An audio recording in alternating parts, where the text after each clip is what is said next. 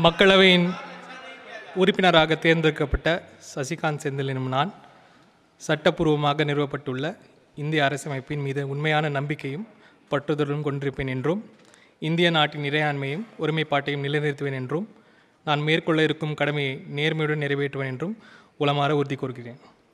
வாழ்க வையகம், வாழ்க தமிழ், ஜெய் ஜகத்.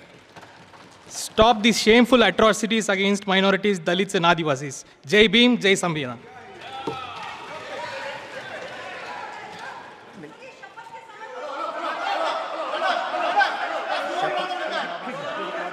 शपथ के अलावा रिकॉर्ड में कुछ नहीं जाएगा. शपथ के अलावा रिकॉर्ड में कुछ नहीं जाएगा. डॉक्टर कलानिधि वीरस्वामी.